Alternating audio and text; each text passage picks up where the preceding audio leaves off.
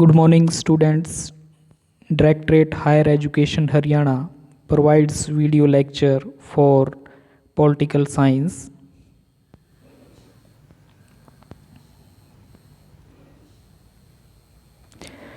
Today, we will discuss on the topic socio-economic basis of Constitution of UK and USA.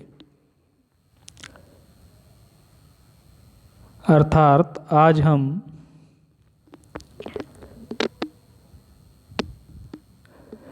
British और संयुक्त राज्य America के संविधानों के सामाजिक और आर्थिक आधारों पर चर्चा करेंगे। विश्व के विभिन्न देशों में वहाँ की सामाजिक और आर्थिक परिस्थितियों के कारण विभिन्न प्रकार की शासन प्रणालियों का विकास हुआ है। इन शासन प्रणालियों का अध्ययन करने के लिए पहले उन समाजों में विद्यमान सामाजिक और आर्थिक व्यवस्था का ज्ञान प्राप्त करना आवश्यक है। शासन की औपचारिक संस्थाओं के अध्ययन के माध्यम से हम किसी देश की राजनीतिक व्यवस्था की गहराइयों को नहीं समझ सकते। इस विषय में रिचर्ड रोज लिखते हैं कि यदि हम किसी देश की राजनीति का सही अध्ययन करना चाहते हैं तो हम केवल सरकार की औपचारिक संस्थाओं के संकीर्ण अध्ययन तक ही स्वयं को सीमित नहीं रख सकते, क्योंकि सरकारें उन व्यक्तियों से जो उनका संचालन करते हैं और उस समाज से जो उनके चारों ओर विद्यमान रहता है स्वतंत्र होकर कार्य नहीं कर सकती। प्रोफेसर ब्रेनन के शब्दों में राजनीतिक व्यवस्था वास्तव में समाज की उपज भी है और प्रेरक शक्ति भी। संक्षेप में हम कह सकते हैं कि किसी भी समय में विद्यमान सामाजिक और आर्थिक व्यवस्था उस समाज की राजनीतिक प्रणाली के संचालन को अवश्य प्रभावित करती है और राजनीतिक प्रणाली की कार्यशीलता से प्रभावित होती है। वास्तव में इन सभी व्यवस्थाओं या प्रणालियों में निरंतर अंतर्क्रिया होती रहती है और किसी भी देश की राजनीतिक प्रणाली को वहाँ की सामाजिक और राजनीतिक प्रणालियों से अलग समझना असंभव है। ब्रिटेन का संविधान अलिखित और विकसित संविधान है। ब्रिटिश संवैधानिक प्रणाली का कोई स्पष्ट सामाजिक और आर्थिक आधार नहीं है। इसका मुख्य कारण यह है कि ब्रिटिश संविधान का निर्माण किसी विशेष संवैधानिक सभा द्वारा नहीं किया गया है। ब्रिटेन के लिखित संविधान कानूनों में कोई सामाजिक तथा आर्थिक आधार नहीं मिलते हैं। ब्रिटेन की सामाजिक एवं आर्थिक व्यवस्था संवैधानिक प्रणाली यहाँ पर ब्रिटेन के सामाजिक व आर्थिक व्यवस्था का वर्णन इस प्रकार है। सबसे पहले हम बात करेंगे social system of Britain, Britain की सामाजिक व्यवस्था के बारे में। सामाजिक व्यवस्था के अनेक पक्ष हैं, क्योंकि सामाजिक व्यवस्था एक बहुत विस्तृत धारणा है। इसके पक्षों में ऐतिहासिक पक्ष, शैक्षणिक पक्ष, सांस्कृतिक पक्ष, नैतिक पक्ष, भाषा, समाज के वर्गों का स्वरूप, समाज की नस्लीय संरचना आदि पक्ष सम्मिलित किए जा सकते हैं। इंग्लैंड की सामाजिक व्यवस्था का वर्णन हम निम्नलिखित शीर्षकों के अंतर्गत कर सकते हैं। First is densely populated and highly urbanised, अर्थात जनसंख्या सघन, घनत्व और शहरी समाज वाली है। इंग्लैंड की जनसंख्या बहुत घनी है। 2001 की जनगणना के अनुसार इंग्लैंड की कुल जनसंख्या 8 करोड़ 50 लाख के लगभग है। इस प्रकार इंग्लैंड की जनसंख्या का घनत्व प्रति वर्ग मील 630 व्यक्ति है। यह घनत्व जनसंख्या की दृष्टि से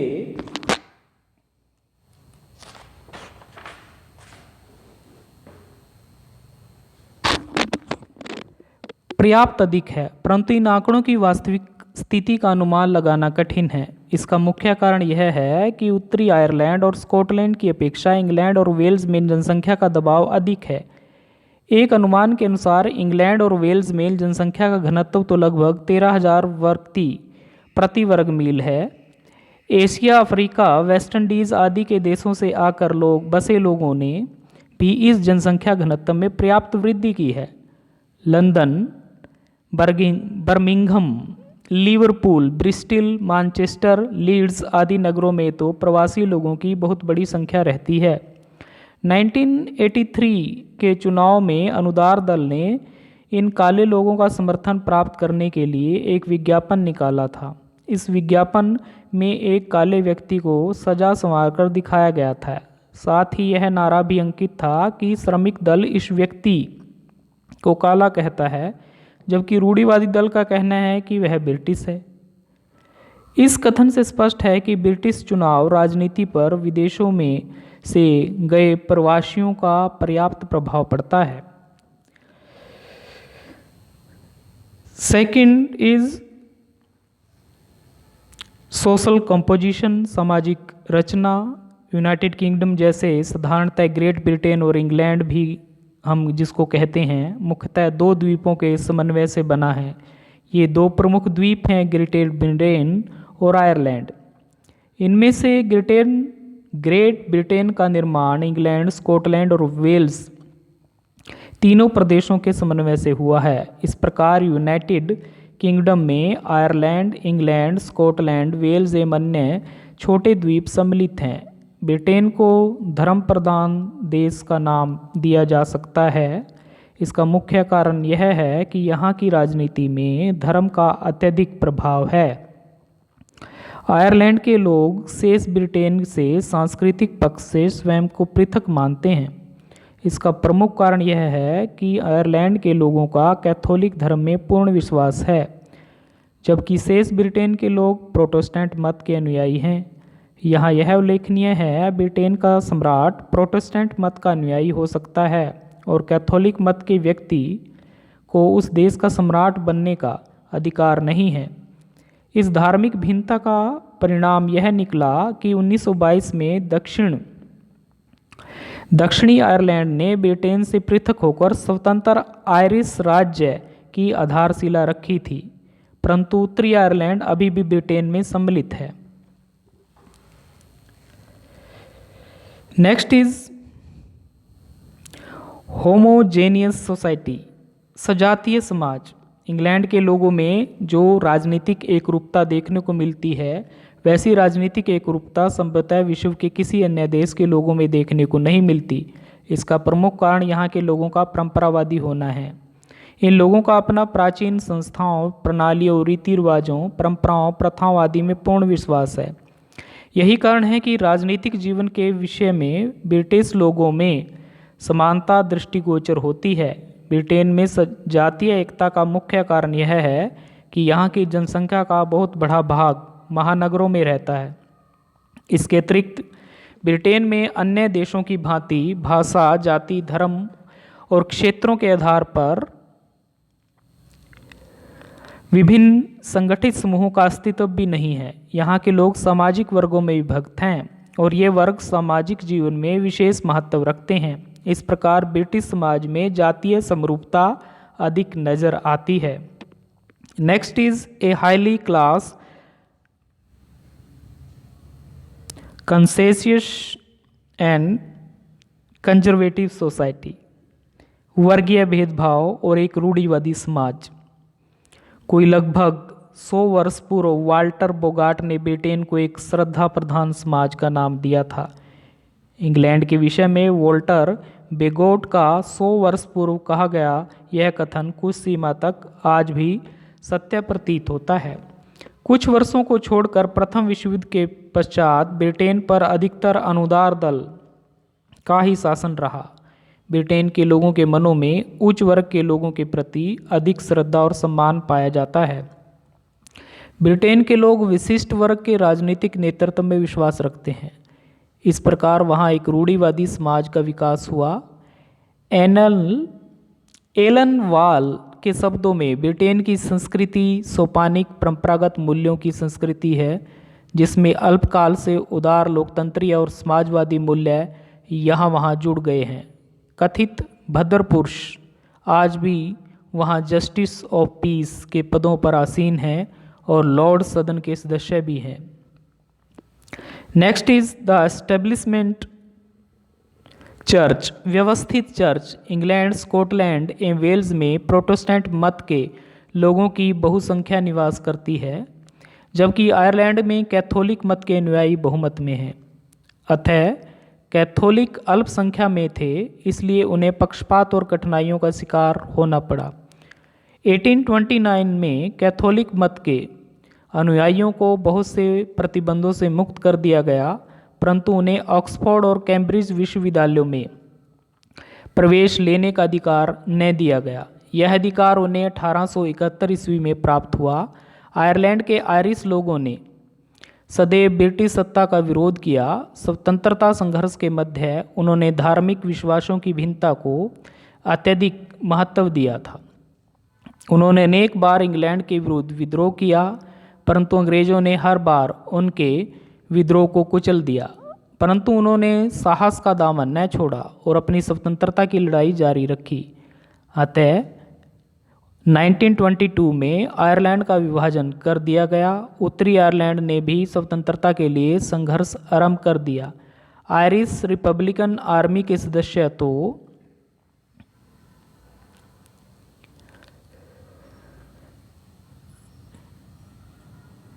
हिंसा और आतंक का आश्रय ले रहे हैं। ब्रिटिश शासन से छुटकारा प्राप्त करके आयरलैंड का एकीकरण करने के समर्थक हैं।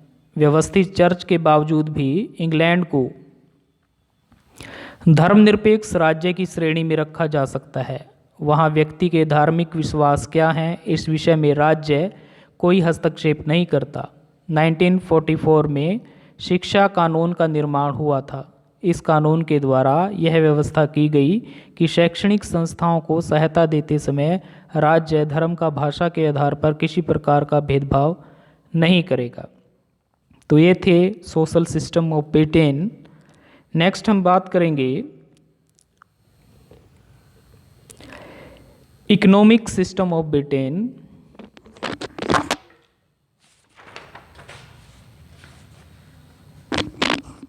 ब्रिटेन की अर्थव्यवस्था के कुछ महत्वपूर्ण पक्षों पर अब हम विचार करेंगे। First is highly industrialised nation, उन्नत औद्योगिक राष्ट्र। 17वीं शताब्दी में इंग्लैंड में व्यापार और वाणिज्य पर विशेष बल दिया गया। 18वीं शताब्दी में इंग्लैंड में औद्योगिक क्रांति हुई। औद्योगिक क्रांति के कारण बड़े बड़े आविष्कार किए गए। आरंभ में लोहे, कपड़े और रसायन उद्योग पर अधिक बल दिया गया। 19वीं शताब्दी में एशिया और अफ्रीका के बहुत से देशों पर इंग्लैंड का अधिकार हो गया। एशिया में भारत, बर्मा, श्रीलंका और मलाया आदि देश ब्रिटेन के अधिकार में थे। इसी प्रकार अफ्रीका में घाना, नाइजीरिया, युगांडा, रोडेशिया और दक्षिणी अफ्रीका आदि पर इंग्लैंड का अधिकार था। इसका एक परिणाम यह निकला कि ब्रिटेन को कच्चा माल प्राप्त करने और अपना तैयार माल बेचने के लिए एक विस्तृत क्षेत्र प्राप्त हो गया। अब ब्रिटेन में ऊनी और सूती कपड़े, उर्वरक, खाद, सीमेंट, एल्युमिनियम पदार्थ, कारें, ट्रैक्टर, जहाज, विद्युत आदि के सामान का बड़े पैमाने पर निर्माण होने लगा। इस प्रकार इंग्लैंड एक महान औद्योगिक देश बन गया। Second is British industries and role of state. Britain उद्योग और राज्य की भूमिका। पहल ब्रिटेन का राज्य आर्थिक क्षेत्र में कोई हस्तक्षेप नहीं करता था। राज्य व्यक्ति क्षेत्र के उद्योग पर कोई पाबंदी या प्रतिबंध नहीं लगाता था। ब्रिटेन साम्राज्य के विस्तार का व्यक्तिगत उद्यमों ने अपने हितों में भरपूर लाभ उठाया। प्रथम विश्व युद्ध में ब्रिटेन की अर्थव्यवस्था गंभीर संकट में पड़ गई थी। अतः राज्य ने उत्पादन के साधनों पर नियंत्रण करना आरंभ कर दिया। अब कच्चे माल की पूर्ति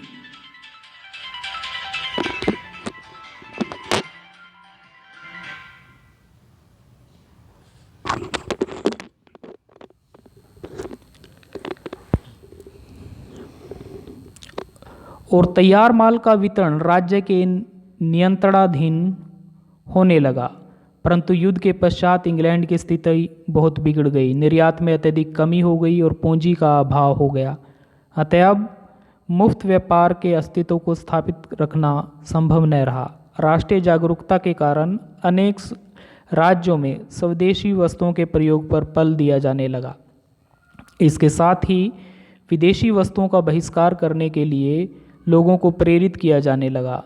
इसका ब्रिटेन की अर्थव्यवस्था और उद्योगों पर बहुत बुरा प्रभाव पड़ा। ब्रिटिश सरकार ने इस संकट का समाधान करने के लिए अत्यंत प्रयास किए, जिसके परिणाम स्वरूप देश की अर्थव्यवस्था में पर्याप्त सुधार हुआ। 20वीं शताब्दी के तीसरे दशक में ब्रिटेन की आर्थिक नीति रूढ़िवादी ही बनी रही, परंतु धीरे धीरे राज्य के अधिकार क्षेत्र में वृद्धि होती गई। थर्ड इज एग्रीकल्चर, कृषि। मध्यकाल में ब्रिटेन मुख्यतः एक कृषि प्रधान देश था। उसकी अधिकतर जनसंख्या गांव में रहती थी। उस समय अर्थव्यवस्था जागीरदारी प्रणाली पर आधारित थी। ब्रिटेन के आर्थिक ढांचे में 18वीं शताब्दी की औद्योगिक क्रांति के पश्चात क्रांतिकारी परिवर्तन आया। धनी जागीरदारों ने अपनी पूंजी व्यापार और उद्योगों में लगानी आरंभ कर दी और इस प्रकार किसान और खेतिहर श्रमिकों की बेरोजगारी में वृद्धि हुई। ये किसान और खेतिहर श्रमिक नगरों में चले गए और वहाँ औद्योगिक श्रमिक वर्ग में सम्मिलित हो गए। ब्रिटेन की जलवायु भी कृषि के लिए अधिक सहायक नहीं है। इस देश की लगभग 2% जनसंख्या कृषि का कार्य करती है। Fourth is classified economic groups, वर्गीकृत आर्थिक समूह। कार्ल मार्क्स ने समाज का विभाजन 2 वर्गों में किया था। इसमें से एक वर्ग पूंजीपतियों का वर्ग और दूसरा श्रमिक का वर्ग। परंतु कार्ल मार्क्स का यह विभाजन ब्रिटिश समाज पर लागू नहीं किया जा सकता, क्योंकि ब्रिटेन में पूंजीपति वर्ग और श्रमिक वर्ग केवल 2 वर्ग ही नहीं। रजिस्ट्रार जनरल ने जनसंख्या के आंकड़े प्रस्तुत करते हुए ब्रिटिश जनसंख्या को 5 भागों में विभक्त किया है। ये 5 भाग इस प्रकार हैं: उच्च व्यावसायिक और प्रबंधक वर्ग, सेकंड शारीरिक श्रम न करने वाला मध्यम वर्ग, थर्ड कुशल कारीगर वर्ग, फोर्थ अर्ध कुशल कारीगर वर्ग, फिफ्थ अकुशल श्रमिक वर्ग। Fifth is British economic system depends largely on it's trade. British अर्थव्यवस्था अधिकतर व्यापार पर निर्भर करती है। ब्रिटेन की भौगोलिक स्थिति कृषि के अनुकूल नहीं है। इसके अतिरिक्त ब्रिटेन के लोग कृषि में कोई रुचि नहीं रखते। यही कारण है कि इंग्लैंड को अनाज का आयात करना पड़ता है। इंग्लैंड की परिस्थितियां उद्योगों के लिए पर्याप्त उपयुक्त है। इसके अतिरिक्त अंग्रेज कुशल व्यापार प्रवृत्ति के स्वामी हैं। औपनिवेशिक साम्राज्य के कार्य अंग्रेजों ने औद्योगिक क्षेत्र में अधिक विकास किया और औपनिवेशिक साम्राज्य का उन्होंने पूरा लाभ उठाया। इसका परिणाम यह निकला कि ब्रिटेन विश्व का एक महान समृद्ध देश बन गया। इंग्लैंड ने अपने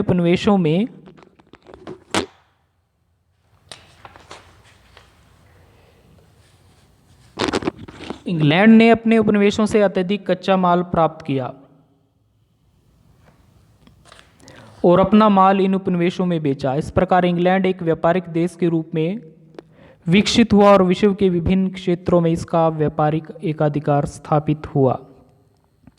तो ये था economic system of Britain. Next हम बात करेंगे social system of United state of America.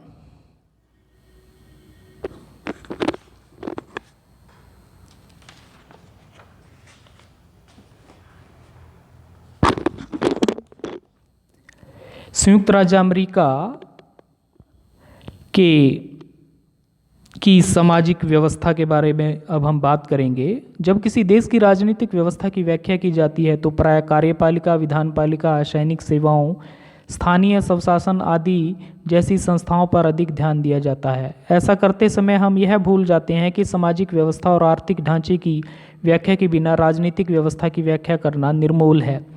राजनीतिक व्यवस्था सामाजिक और आर्थिक तत्वों से अत्यधिक समृद्ध होती है। कई चिंतक यह विचार प्रस्तुत करते हैं कि राजनीतिक व्यवस्था सामाजिक और आर्थिक कारणों के कारण ही अस्तित्व में आती है। प्रत्येक देश की सामाजिक व्यवस्था वहाँ की परिस्थितियों पर निर्भर करती है। प्रत्येक देश की परिस्थितियाँ अलग अलग होती हैं। प्रत्येक देश के सामाजिक व्यवस्था भी अलग अलग होती है। देश की परिस्थितियाँ सामाजिक व्यवस्था को अत्यधिक प्रभावित करती हैं। सामाजिक व्यवस्था का कई तत्वों का मिश्रण होती है। इसमें भौगोलिक और ऐतिहासिक परिस्थितियाँ, विश्वास, भावना, जीवन के मूल्य आदि कई तत्व सम्मिलित होते हैं। संयुक्त राज्य अमेरिका की सामाजिक व्यवस्था का वर्णन इस प्रकार है। First is the physical and geographical environment, भौतिक और भौगोलिक पर्यावरण। अमेरिकन यूरोप से पर्याप्त दूरी पर स्थित है। यही कारण है कि यूरोप जैसा सामंतवादी स्थापित अमेरिका में नहीं हो सका। यूरोप को स्वतंत्रता और समानता की प्राप्ति के लिए दीर्घ काल तक संघर्ष करना पड़ा था, परंतु अमेरिका को ये आदर्श विरासत में प्राप्त हुए। यहाँ यह उल्लेखनीय है कि यह स्वतंत्रता केवल गोरे लोगों का ही प्राप्त थी और काले लोगों को दासों का व्यवहार किया जाता था। यूरोप से दूरी और अलगाव एक ऐसा कारण है जिसने दीर्घ काल तक अमेरिका की विदेश नीति को प्रभावित किया था। 1800 ईस्वी से लेकर प्रथम विश्व युद्ध की समाप्ति तक अमेरिका इस नीति पर चलता रहा कि यूरोप के विवादों और युद्धों में न पड़ा जाए। इसके विपरीत युद्धों पर व्यय किए जाने वाले धन का प्रयोग अपनी शक्ति बढ़ाने और अपनी समस्याओं का समाधान करने के लिए किया जाए। अमेरिका एक विस्तृत देश है। इसका क्षेत्रफल लगभग 93 लाख वर्ग किलोमीटर है। 2001 की जनगणना के अनुसार संयुक्त राज्य अमेरिका की कुल जनसंख्या लगभग 35 करोड़ है। इस प्रकार अमेरिका विश्व के विस्तृत देशों में एक मुख्य देश है। अमेरिका में प्राकृतिक साधनों की बहुलता है।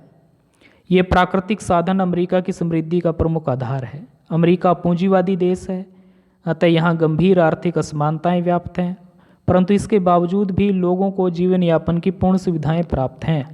वर्तमान समय में अमेरिका के राजनीतिक दलों नेताओं की सबसे बड़ी समस्या पर्यावरण का प्रदूषण है।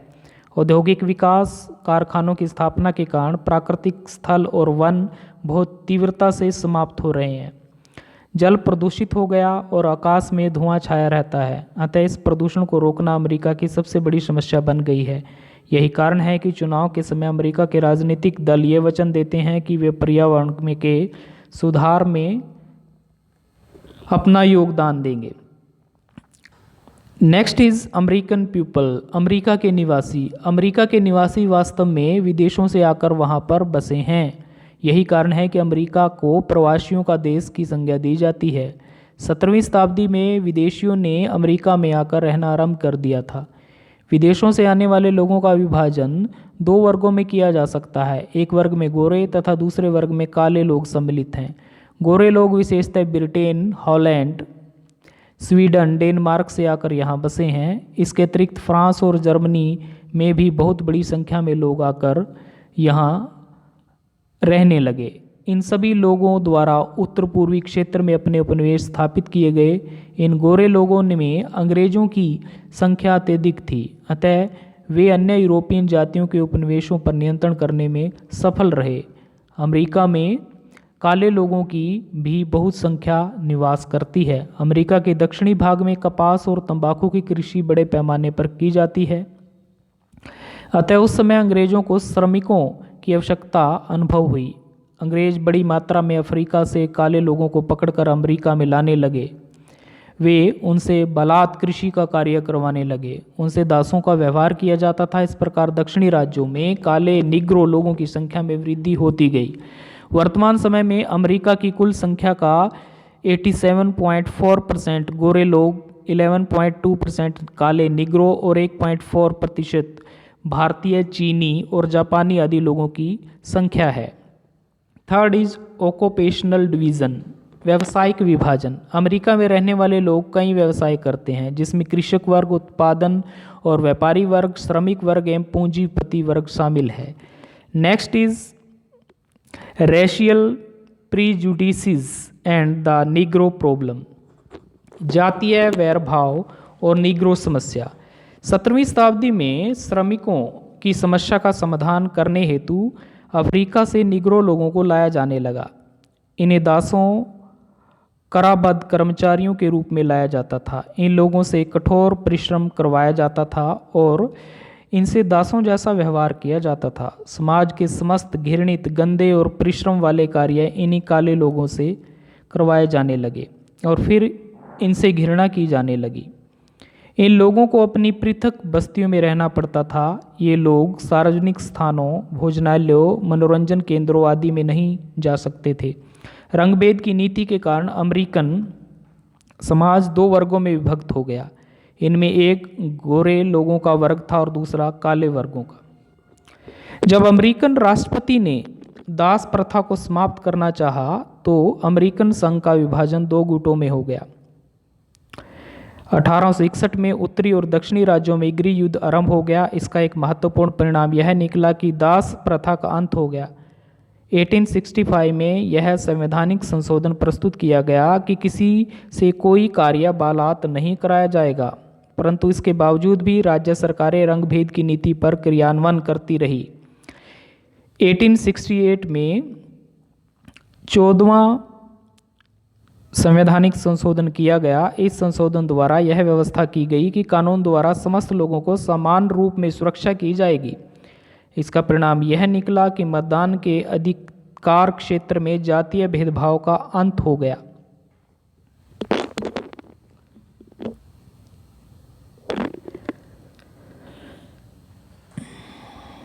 फिफ्थ इज रिलीजियस लाइफ, धार्मिक जीवन। अमेरिका एक धर्मनिरपेक्ष राज्य है। अमेरिका राज्य का कोई राज्य धर्म नहीं है और ना ही राज्य धर्म के आधार पर किसी से कोई भेदभाव करता है। अमेरिका में लोगों को किसी भी धर्म को मानने और उनका प्रचार करने की स्वतंत्रता है। यहाँ धर्म को राजनीति से अलग माना गया है। धर्म व्यक्ति का व्यक्तिगत विषय माना जाता है। प्रथम संवैधानिक संशोधन द्वारा यह व्यवस्था की गई है कि अमेरिकन कांग्रेस धर्म के विषय में किसी कानून का निर्माण नहीं करेगा। तो ये था social system of United states of America. Next हम बात करेंगे economic system of the United states of America.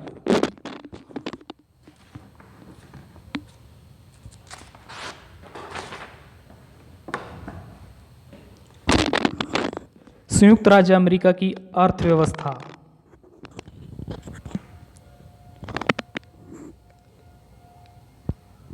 First is the land of plenty,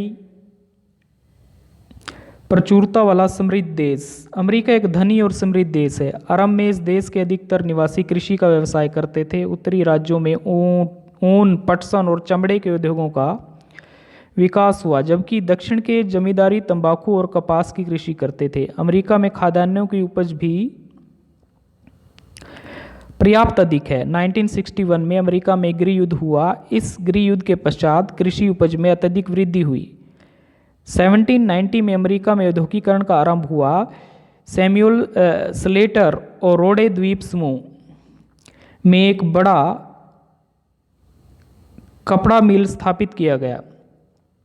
इसके पश्चात अमेरिका में उद्योगों के विकास में पर्याप्त तीव्रता आई।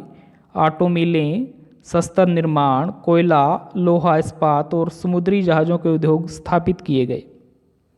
सेकेंड इज कैपिटलिस्ट इकोनॉमी, पूंजीवादी अर्थव्यवस्था। अमेरिका में पूंजीवादी अर्थव्यवस्था को अपनाया गया है। वहाँ लगभग सभी उद्योग व्यक्तिगत क्षेत्र में स्थापित किए गए हैं। अर्थव्यवस्था का मुख्य उद्देश्य अत्यधिक लाभ अर्जित करना है।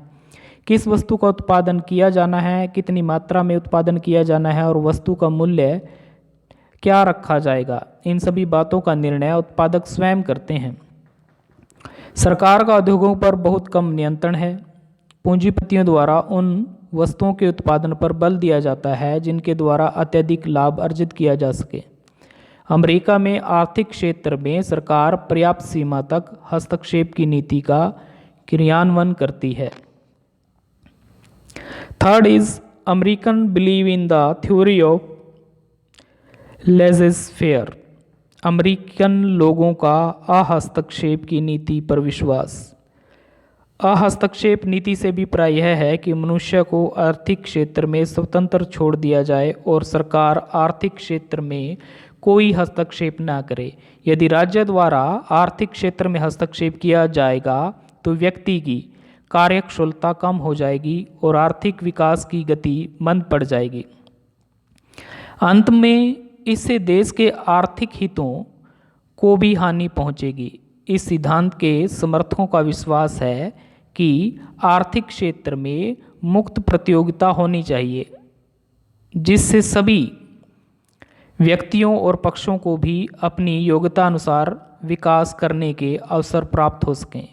संविधान निर्माताओं और तत्पश्चात अनेक राजनीतिज्ञों ने भी इस सिद्धांत का पक्ष लिया और यह सिद्धांत अमेरिका के राष्ट्रीय जीवन का अभिन्न अंग बन गया। 1791 में अमेरिकन संविधान में 5वां संवैधानिक संशोधन किया गया। इस संशोधन द्वारा संविधान में यह व्यवस्था की गई कि उचित कानूनी प्रक्रिया के बिना किसी व्यक्ति को जीवन, स्वतंत्रता और संपत्ति से वंचित नहीं किया जा सकता और न ही किसी संपत्ति को बिना उचित क्षतिपूर्ति दिए सार्वजनिक उपयोग के लिए अधिग्रहण किया जाएगा। इस प्रकार स्पष्ट है कि अमेरिका में पूंजीवादी अर्थव्यवस्था के सिद्धांत पर कार्यान्वयन किया जाता है। अमेरिका में प्रत्येक व्यक्ति को संपत्ति बनाने, व्यय करने और बेचने की पूर्ण स्वतंत्रता है। वहाँ किसी भी व्यक्ति की संपत्ति को राज्य बिना उचित क्षतिपूर्ति दिए अधिग्रहण नहीं कर सकता। इस प्रकार अमेरिका की आर्थिक व्यवस्था पर व्यक्तिगत क्षेत्र का प्रभुत्व है। Fourth is powerful labour organisation, शक्तिशाली श्रमिक संगठन। अमेरिका में पूंजीवादी अर्थव्यवस्था होने के कारण वहाँ के पूंजीपति पर्याप्त समृद्ध हैं, परंतु इसके साथ ही श्रमिक संगठनों के माध्यम से वहाँ के श्रमिकों की सामाजिक और आर्थिक स्थिति पर्याप्त उच्च स्तर की है। अमेरिका में श्रमिकों को बहुत उच्च वेतन मिलते हैं। इतना ही नहीं, अपितु अमेरिका के श्रमिकों को पर्याप्त अवकाश मिलते हैं। इसके साथ ही श्रमिकों को बेरोजगारी बीमा, बीमारी और चोट आदि के विरुद्ध पूर्ण सुरक्षा प्राप्त है। वहाँ कानून द्वारा श्रमिक संघों का निर्माण करने और मालिकों से सामूहिक सौदेबाजी करने का अधिकार प्रदान किया गया है। अतः वहाँ के श्रमिकों में मालिकों के विरुद्ध संघर्ष करने की प्रवृत्ति का प्राय अभाव दृष्टिगोचर होता है। Fifth is vast economic inequalities, विस्तृत आर्थिक असमानताएं। एडम स्मिथ का विश्वास था कि आर्थिक क्षेत्र में सर्वोत्तम परिणाम प्राप्त करने के लिए प्रतियोगिता को प्रोत्साहित किया जाना चाहिए और प्रतियोगिता व्यक्ति की कार्यशीलता में वृद्धि करता है। परंतु व्यवहार में पूंजीपति एवं उद्योगपति अपने प्रतियोगियों को बाजार से बाहर निकालने का प्रयास करते हैं। प्रतियोगिता में जिसकी प्रजा होती है वह नष्ट हो जाता है। इस प्रकार उद्योग और व्यापार में बहुत कम लोग रह जाते हैं जो असीम धन और संपत्ति के स्वामी बन जाते हैं। इस प्रकार प्रतियोगिता एकाधिकार का रूप धारण कर लेती है। एकाधिकार में मूल्य उस स्तर पर निर्धारित किए जाते हैं जिस स्तर पर एकाधिकारियों को अत्यधिक लाभ प्राप्त हो। वर्तमान समय में अमेरिका में पूंजी पर कुछ एक कंपनियों और गृहों का एकाधिकार स्थापित हो गया। एक सर्वेक्षण के अनुसार देश की 30% संपदा पर केवल 2% परिवारों का अधिकार है।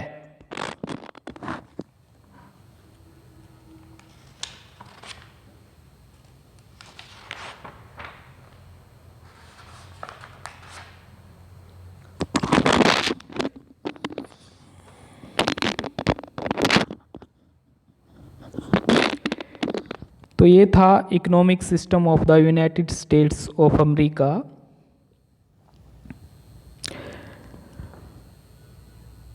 तो आज हमने ब्रिटेन की सामाजिक और आर्थिक व्यवस्था पर चर्चा की और संयुक्त राज्य अमेरिका की आर्थिक और सामाजिक व्यवस्था पर चर्चा की।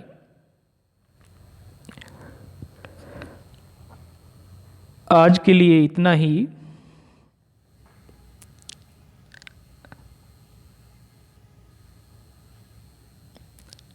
धन्यवाद।